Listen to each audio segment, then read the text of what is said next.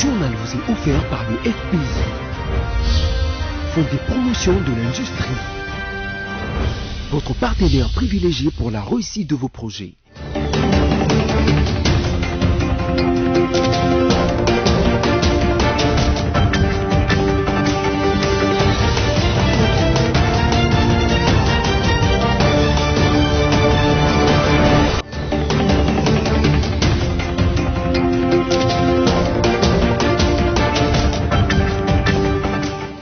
C'est l'heure de vous informer tout de suite les titres de l'actualité DC Journal. Le président de la République Félix-Antoine Tshisekedi a reçu en audience le ministre burundais des Affaires étrangères. Albert Shingiro était porteur d'un message du président burundais Evariste Ndayishimiye. Affaire Boukangalonzo, le procureur général après la Cour constitutionnelle a saisi les bureaux du Sénat pour obtenir l'autorisation de poursuite contre les sénateurs Augustin Matata Ponyo. En santé, publié ce mardi, les rapports du comité multisectoriel de la riposte à la Covid-19 en République démocratique du Congo pour la journée du lundi notifie 397 nouveaux cas de contamination. Après les titres, place au développement, mesdames et messieurs, bienvenue. En séjour à Goma, où il s'est installé depuis maintenant quelques jours, le président de la République a reçu le lundi à Goma le ministre des Affaires étrangères du Burundi, Albert Shingiro. Il était porteur d'un message spécial du président du Burundi, Evariste Ndayishimiye, à son homologue de la République démocratique du Congo. Suivez ces reportages de la presse présidentielle.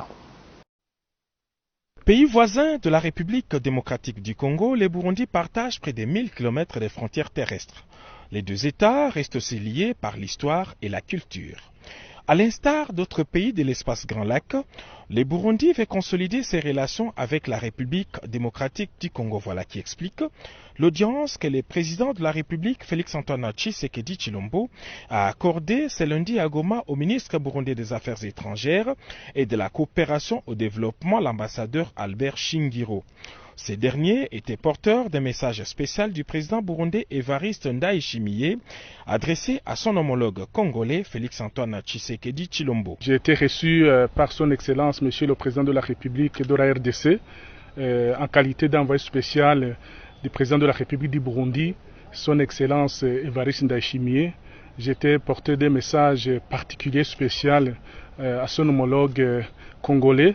Message de paix, message d'amour, un message qui vise à promouvoir les relations d'amitié et de coopération entre nos deux pays, un message qui vise à cimenter davantage, comme vous le savez, le Burundi et la RDC entretiennent des relations bilatérales très nourries, en bonne santé, mais comme vous le savez, en termes de relations bilatérales entre les États, il y a toujours une place à l'amélioration, il y a toujours une fenêtre à l'amélioration. Nous avons donc amené ce message dans ce sens-là pour cimenter davantage, un peu comme un champ de fleurs qui nécessite d'être arrosé, d'être sarclé à tout moment pour que le champ de fleurs puisse rester en situation de bonne santé. Donc nous aussi, nous essayons maintenant d'arroser, de sarcler nos relations pour les renforcer davantage dans l'intérêt de nos peuples respectifs. Cette audience est un prélude d'une rencontre au sommet entre les deux chefs d'État. La date et les lieux seront fixés par voie consulaire. Je le disais en titre, le procureur général après la Cour constitutionnelle a saisi les bureaux du Sénat pour obtenir l'autorisation de poursuite contre les sénateurs Augustin Matata Ponyo dans un réquisitoire du 24 juin signé par Jean-Paul Mukolo Kokesha. Matata Ponyo est accusé du détournement des fonds destinés au paiement de l'indemnisation des personnes physiques ou morales victimes des biens aérianisés. La SCPT, RVA et Congo Airways, l'IGF, a informé le ministre des Transports du constat fait après les missions de contrôle effectuées auprès de toutes ces entreprises. On écoute l'inspecteur général des finances, Gilles Alinguete, à ce sujet. L'inspection générale des finances a effectué des missions de contrôle auprès de la régie des voies aériennes, des Congo Airways, de la société commerciale des transports et des ports.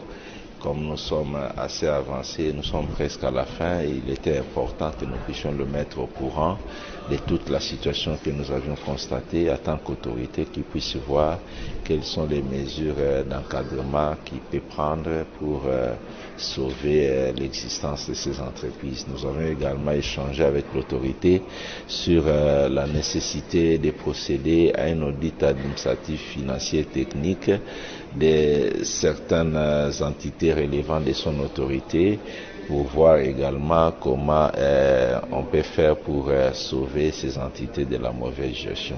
Nous avons la mission de contrôler les entreprises, les entités et faire rapport à qui des droits, et nous avions pensé que Son Excellence Monsieur le Ministre est l'une des personnes à qui nous devons faire rapport, et nous avons sollicité son implication personnelle dans les mesures qui doivent être prises pour sauver les entreprises, les établissements et les entités relevant également de son autorité. Voilà l'essence de notre démarche, parce que nous voulons que les choses avancent, que les choses bougent dans les secteurs des transports, qui est un secteur très stratégique dans notre pays. On va parler d'éducation dans ce journal. Le ministre de l'EPST, Tony Mwaba Kazadi, a reçu en son cabinet de travail les députés nationaux représentants de Mai-Ndombe. L'entrevue avait comme objet la plaidoirie pour les comptes des enseignants de cette province, lequel, depuis près de 3 mois, ne touche plus rien leur rémunération. On écoute tour à tour. Bienvenue Langa et Tony Mwaba.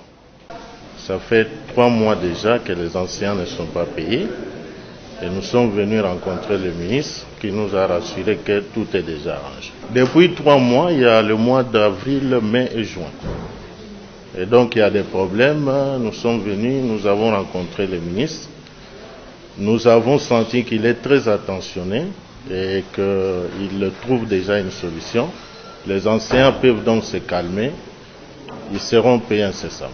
Mais là, il y a des solutions qui sont déjà trouvées pour que, après par exemple, c'est la paie qui va intervenir ici, qu'on ne puisse plus avoir ce genre de problème, qu'il n'y ait plus de retard. Le ministre a pris toutes les dispositions pour qu'il n'y ait plus de retard de paie. Les dispositions sont en train d'être prises pour les cas particuliers de Mai-Ndombe, pour que, avant la fin de la semaine, que la solution soit urgemment trouvée. Et c'est la démarche des élus, je les ai rassurés. Vraiment, tout sera mis en œuvre pour qu'avant la fin de la semaine, que les enseignants puissent être payés et que tous les autres cas soient vraiment régularisés. Dans un autre sujet, arrêté dimanche après-midi, ensuite transféré à la prison centrale de Bunia, le député provincial de l'Ituri, Jean Bosco Assamba, est donc finalement été libéré ce mardi. L'élu de la ville de Bunia a été poursuivi par ses propos dans une vidéo qualifiant notamment le président de la République de menteur dans ses promesses. Autre chose à présent, le directeur général du bureau central de coordination BCCO Théophile Matondo a été arrêté et transféré à la prison centrale de Makala, d'après les communiqués du mouvement Congo en avant qui livre à cette information. Le DG est reproché de 2 griefs. Le détail dans cet élément. Arrestation du directeur général du bureau central de coordination BCCO en sigle et son transfèrement à la prison centrale de Makala. Le mouvement Congo en avant MCA en sigle se félicite de cette arrestation par le parquet général après la Cour constitutionnelle. C'est dans le cadre des enquêtes sur les dossiers de détournement de deniers publics dans le projet de parc agro-industriel de Bukangalonzo. En outre, le MCA encourage la justice congolaise à poursuivre tous les autres complices où qu'ils se cachent pour que la lumière soit faite sur ce dossier qui a englouti certaines de millions de dollars américains du trésor public. Un mot des infrastructures routières pour parler des travaux de la route nationale numéro 37 qui mène de Lubumbashi à Kipushi. Sachez qu'une partie est concernée par les travaux réalisés par la firme Grec 7 sous financement des recettes de péage de la route Kasumbalesa. L'agence congolaise des grands travaux qui est maître d'ouvrage, délégué du gouvernement de la République sur ce projet est allé plutôt apprécier l'évolution ce 28 juin. Un reportage. Grâce à un financement obtenu de la mise en concession de la route Kasumbalesa Lubumbashi, la route nationale numéro 37 qui va de Lubumbashi à la cité frontalière de Kipushi va faire peau neuve sous peu. Entamés l'année dernière, les travaux de réhabilitation et modernisation des 5 premiers kilomètres de cette route avancent à présent à un rythme soutenu et devront se conclure sous peu par la pose de la dernière couche de bitume d'une épaisseur de 5 cm. L'étape en cours actuellement est la construction des assainissements qui, aussi curieux que cela puisse paraître, n'ont jamais existé sur cet axe. Par le passé, les eaux se frayaient un chemin au rythme des pentes, inondant les parcelles environnantes, créant dégâts matériels et désolation. La prochaine saison de pluie sera moins problématique avec l'avènement de ces caniveaux, avoue la population riveraine. Ces caniveaux en construction sont faits de blocs pleins et les entrées des parcelles comme des avenues sécantes à la route Kipushi sont garnies de dalles d'accès. Régulièrement, l'Agence congolaise des grands travaux, qui est maître d'ouvrage délégué du gouvernement de la République sur les projets routiers en concession, évalue l'avancement des travaux à travers la mission de contrôle, à l'image ici de son chef d'antenne, accompagné de plusieurs collaborateurs qui y a été récemment en compagnie de l'entrepreneur pour faire des nouveaux réglages afin de tenir les délais contractuels. Parmi ces réglages figurent notamment l'intégration des bordures sur le projet et la construction des accotements pour le passage des piétons. Les 5 premiers kilomètres de cette route traversent une zone intensement habitée. Il a été prévu pour ce faire des ralentisseurs de vitesse et une signalisation adéquate, notamment dans les zones occupées par les écoles. Par le passé, à chaque soubresaut politique au pays, les habitants de cette partie de la ville de Lubumbashi s'illustraient par des manifestations de colère qui aboutissaient à l'incendie des pneus sur la chaussée, chose qui ont précipité la dégradation. L'Agence congolaise des grands travaux milite auprès des autorités tant urbaines que provinciales pour une campagne de civisme routier sans laquelle ces investissements si coûteux ne dureront pas bien longtemps. Les autorités militaires et policières du territoire d'Aru sont entrées en fonction le lundi. C'était au cours de la cérémonie de remise et reprise avec l'administration civile sortante. Suivez. C'est dans une ambiance bon enfant que les nouvelles autorités policières et militaires du territoire d'Aru ont pris possession de leurs fonctions. C'est dans le cadre de l'état de siège décrété par le président de la République et le commandant suprême des forces armées, Félix Antoine Tshisekedi Tshilombo. C'était en présence des services publics de l'État ainsi que la notabilité locale. L'administrateur sortant d'Aru, venant Kosipa Lamou, promet d'accompagner son successeur dans sa lourde mission lui confiée par le chef de l'État, non seulement celle de la sécurisation de la population et ses biens, mais aussi de la défense de l'intégrité territoriale. Pour sa part, l'administrateur du territoire policier d'Aru a d'abord remercié le président de la République pour la confiance placée à sa modeste personne pour présider aux destinées de cette entité administrative. Pour y arriver, le commissaire supérieur Richard Mbambi sollicite le concours de tout un chacun pour élever les défis auxquels fait face ce territoire. Il s'agit de la fraude douanière, des incursions à répétition, des éléments armés du Soudan du Sud à Kengezi-Bas. À cela, il faut ajouter la criminalité urbaine. Signalons que le territoire d'Aru est situé à plus de 300 km au nord de Bunia. Il partage la frontière avec l'Ouganda et le Soudan du Sud. En santé, publié ce mardi les rapports du comité multisectoriel de la riposte à la Covid-19 en République démocratique du Congo. Pour la journée du lundi, notifie 397 nouveaux cas de contamination. D'où viennent ces cas et combien y a-t-il de patients guéris et de décès? Tentative de réponse avec Sophia Zaorati. Selon le bulletin quotidien sur la situation épidémiologique en RDC du lundi 28 juin publié, c'est mardi 29 juin 2021, 4595 échantillons ont été testés et 397 nouveaux cas de coronavirus ont été relevés. Parmi ces cas, 374 sont de la ville de Kinshasa, 18 au nord Kivu et 5 dans le Haut-Ouélé. 49 nouvelles personnes sont sorties guéries du centre de traitement Covid-19 et du groupe des patients suivis à domicile à Kinshasa.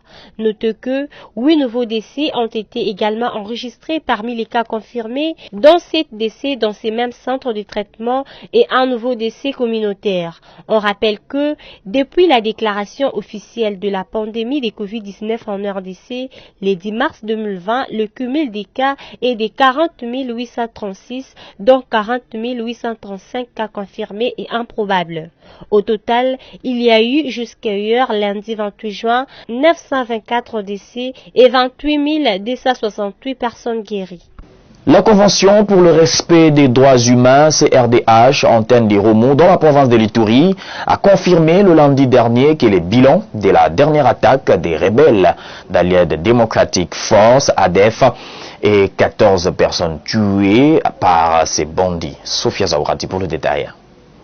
Le bilan de l'attaque de rebelles ADF à Irumu dans la province de l'Ituri est de 14 civils tués par ces criminels. Selon la Convention pour le respect des droits humains dans cette province, cela fait suite à la découverte de plusieurs autres corps après la fuite organisée par les services de sécurité. La même source confirme que l'armée a lancé les offensives dans la région attaquée afin de restaurer l'autorité de l'État.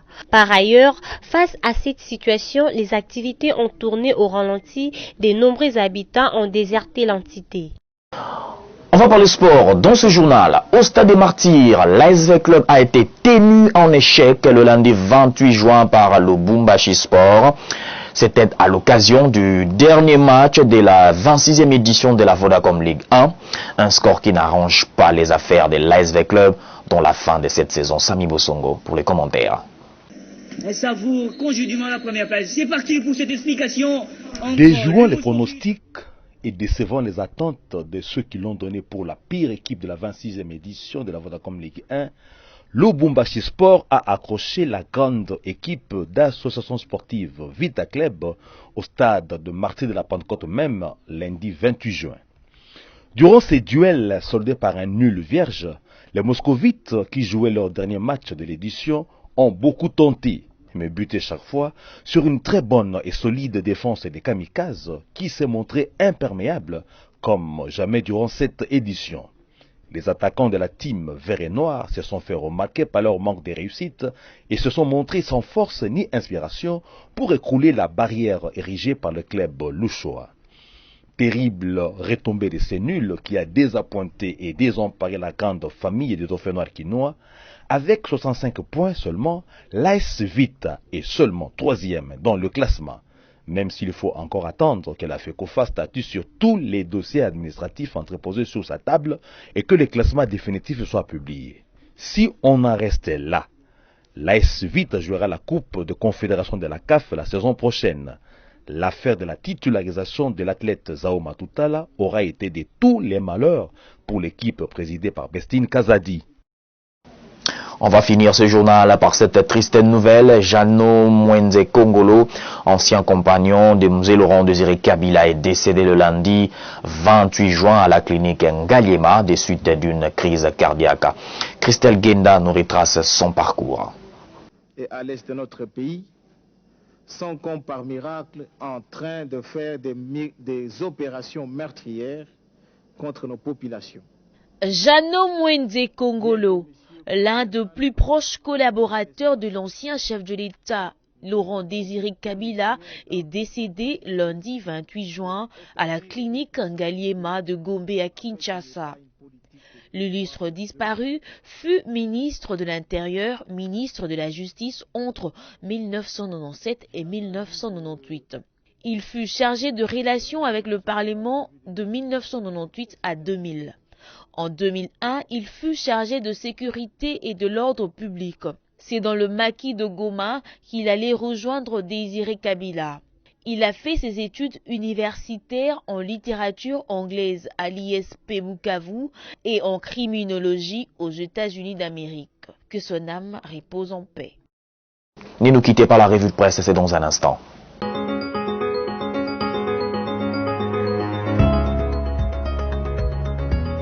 Bienvenue à toutes et tous, mesdames et messieurs, dans la revue de presse de ce soir. Ouvrons avec ce titre d'actualité pensée des luttes contre le terrorisme. La SADC décide d'appuyer le Mozambique, mais ne dit mot sur la RDC. Mercredi 23 juin 2021, en présidentiel à Maputo, au Mozambique, le chef d'État et des gouvernements de la SADC ont officiellement célébré le 40e anniversaire de la création de cette organisation sous-régionale. En vue de favoriser une ambiance pleinement festive, le ministre des Affaires étrangères réuni mardi 22 juin ont renvoyé en août 2021 l'examen du rapport du jury ayant auditionné le 10 juin les deux candidats congolais botswanais au poste de secrétaire exécutif de la SADC. Véritable soulagement pour la délégation de la RDC, tenue dès lors de s'organiser de la sérieuse manière pour espérer inverser la tendance jusqu'alors largement favorable aux candidats botswanais. En août 2020 se tiendra au Malawi le 41e sommet ordinaire du chef d'État et du gouvernement, à défaut d'un compromis entre la RDC et le Botswana sur la présentation d'une seule candidature, le dirigeant d'Afrique australe devant se prononcer sur la personne qui dirigera l'administration de la SADC au cours de 4 prochaines années. Par ailleurs, le communiqué du sommet de Maputo a de nouveau mis en lumière des failles à la diplomatie congolaise qui n'a pas réussi à y faire inscrire ne serait-ce qu'un terme de condamnation de l'activisme des forces démocratiques alliées à l'Allied Democratic Force ADF en sigle. Pourtant, les chefs d'État et de gouvernement ont examiné, entre autres points, la réponse et le soutien de la région à la République du Mozambique dans la lutte contre le terrorisme. Poursuivons la revue de presse avec cet article de 7 sur 7.cd en santé qui déclare Covid-19, début de la vaccination à Bunia. La campagne de vaccination contre la Covid-19 a débuté lundi 28 juin en ville de Bunia, chef-lieu de la province de l'Ituri. Le médecin chef des zones de santé de Bunia qui a rapporté la nouvelle au quotidien souligne que 2 sites sont choisis pour la dite vaccination qui est volontaire. Cette vaccination concerne en priorité les personnels soignants, les personnes souffrant des maladies chroniques et adultes âgés de plus de 50 ans, poursuit la même source. Ici, il est noté que la vaccination contre la Covid-19 a déjà été lancée dans ces 2 territoires de l'Ituri, à savoir Aru et Mahagi, à la frontière de la République de l'Ouganda. Terminons avec Desk-Eco.com en société pour dire la RDC, le ministre de l'économie brandit les sanctions contre les opérateurs coupables de la hausse non justifiée du prix des denrées sur le marché. Dans un communiqué daté du 28 juin 2021, le ministre de l'économie nationale Jean-Marie Kalumba Yuma assomme les opérateurs économiques qui s'adonnent à la hausse persistante non justifiée des prix des denrées et de grande consommation sur le marché des respectés la réglementation et la législation en matière de fixation de prix sous peine des sanctions prévues par la loi. Le patron de l'économie nationale ne s'explique pas à la hausse des prix observés sur le marché alors que la monnaie nationale, le franc congolais, demeure stable sur le marché depuis le début de l'année. Voilà tout pour ce soir, mesdames et messieurs, pour cette revue de presse. Au revoir.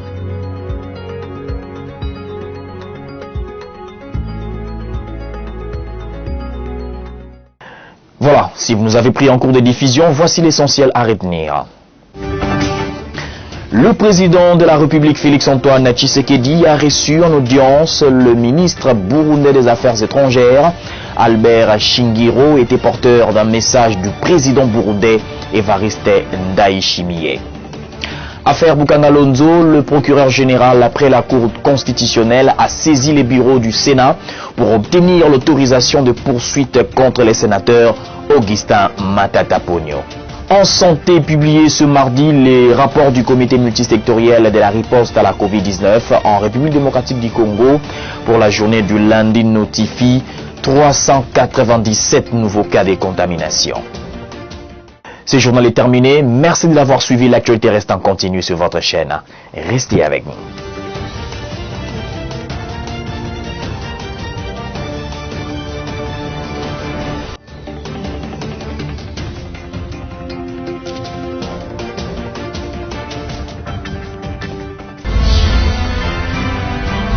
Ce journal vous a été offert par le FPI, Fonds des promotions de l'industrie.